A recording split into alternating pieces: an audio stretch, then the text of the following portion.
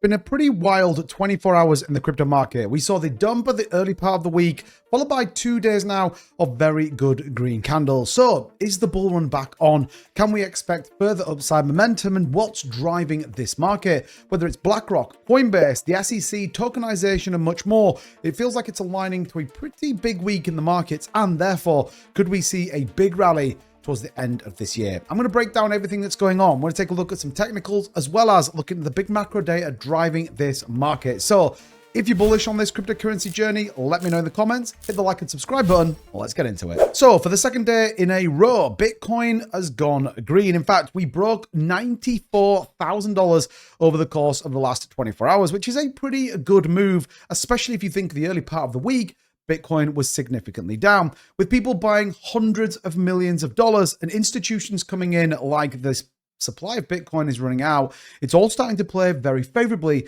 for those still holding. Yes, I know we're not fully out of the woods yet and there's a significant way to go, but indications are right now that, well, they could be in a nice uptrend. Even when you look at the potential of a bear market, the reality is it isn't going to be as bad as many people think. CryptoQuant CEO saying that Bitcoin is unlikely to see a severe bear market downtrend, and if Saylor's strategy holds its 650k BTC. More of that in a different video, because I think people are spreading complete nonsense when it comes to that. However, that is not what the point of this video is. So we know that the markets are very much optimistic. Again, it feels like the bull run may be on the cusp of coming back. The question then is why? Well, crypto ETFs are making a big comeback. In fact, crypto funds recorded $1.1 billion in inflows last week, the largest in 7 weeks. Marks a severe reversal from the last 4 consecutive weekly withdrawals totaling $4.7 billion. So ETFs are coming back. Institutional money is falling back in. And well, the question is why? So we got the ADP National Employment Report today, which showed again a slowdown in jobs, around 32,000 negative. This though pushed the Federal Reserve expectation of a rate cut up to 89%. Pretty much now going to happen.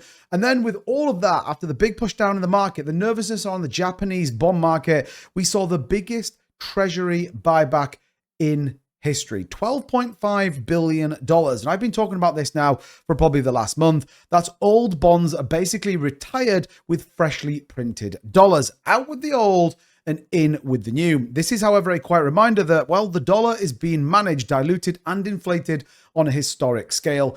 Bitcoin is the solution. So with this massive amount of money coming back in, and essentially what happening is the dollar weakens every single time. What else is going on that's driving this market? Well, isn't it just a surprise that we have one of the biggest dumps again that we've seen over the course of the last 4 weeks, with Bitcoin kind of sitting nicely around that that like $93,000 mark, and it dumps all the way down to 83,000. And then, well, guess what? Vanguard announces that they're going to get into the market offering Bitcoin ETFs and Ethereum ETFs as well. In fact, they're offering BlackRock's ETF. That's a pretty big one. And they did $1 billion in its first half a day trading. Charles Schwab, $12 trillion under management, is now going to be offering Bitcoin and Ethereum trading in early 2026. And the Bank of America recommends that clients allocate 4% of their portfolio into Bitcoin. We talked about the fact liquidity is everything that drives this market, and we just had the biggest injection of liquidity potential yet, with $25 trillion of asset under management before you even think about Bank of America. That's a pretty big statement.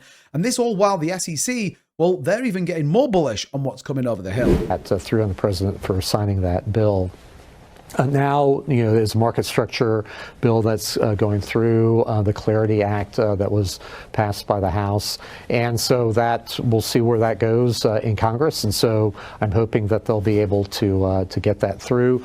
But in the meantime, we in the CFTC will be, and already are, actively working on harmonizing our 2 systems. And we're even seeing American Bitcoin. The Trump family mining company is even buying more Bitcoin as well. Does this tell us that the price is going up? Are we all being misdirected here and the market's about to skyrocket with liquidity coming, regulation on the cusp of being done, and seemingly everybody buying Bitcoin right now?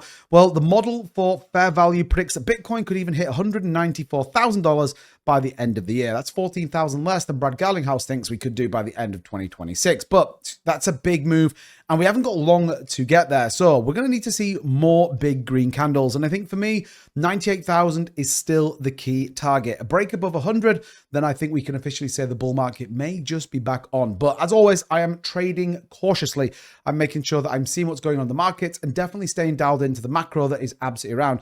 We're counting down the days, 6 days until the Federal Reserve rate cut comes in. Will it be a dovish cut or a hawkish cut?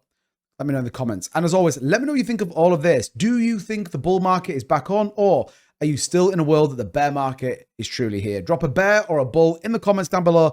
And as always, thank you for watching this video. Don't forget to hit the like and subscribe button for more, and I'll see you next time. Bye-bye.